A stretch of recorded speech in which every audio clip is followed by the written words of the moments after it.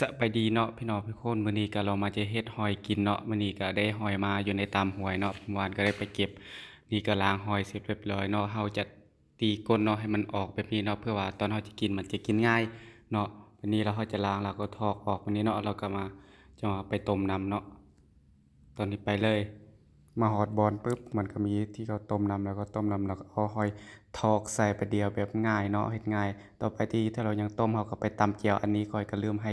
ทุกคนเบิ่งเนาะว่ามีหยังแหน่ที่ตามอันส่วนหลายก็มีผักเทียมแล้วก็ผักหอมหรือเกลือหรือกับมักเผ็ดเนาะลายต้มเสร็จเรียบร้อยเนาะก็พอดีน้ำกำลังฟดเนาะโอ้โฮ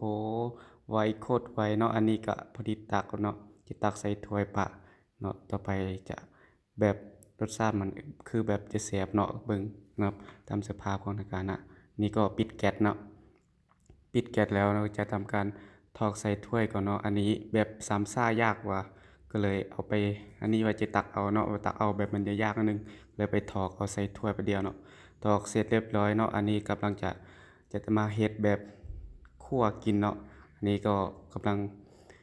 ใส่กระทะเนาะเพื่อมันร้อนอันนี้ก็ใส่น้ำมันไปเนาะใส่ไปแล้วจากครึ่งหนึงโอ้ยครึ่งหนึงมันคือจะเยอะกว่าเนาะ อันนี้ก็ใส่ธรรมดาเนาะซ้ำที่เราจะคั่วกินเพื่อให้มันแนวแซ่บอันนี้เป็นมักพริกที่เราตำเสร็จแล้วเนาะอันนี้ก็จะใส่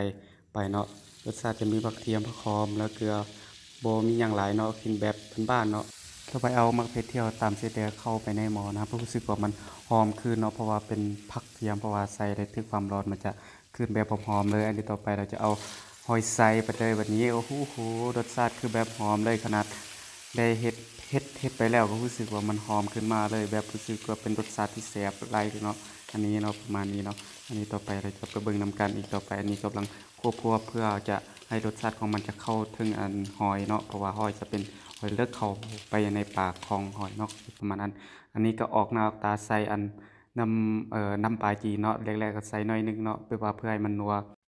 ต่อไปก็จะตักใส่ถ้วยแล้วเนาะก็ประมาณนี้อาหารที่เฮ็ดเองกินเองแบบธรรมชาติก็ประมาณนี้รสชาติจะอร่อยนะครับแบบบ้านๆที่เราเคยเฮ็ดเคยกินแบบก็ขอบคุณสำหรับคนที่เข้ามาเบิ่งนะขอบใจหลาย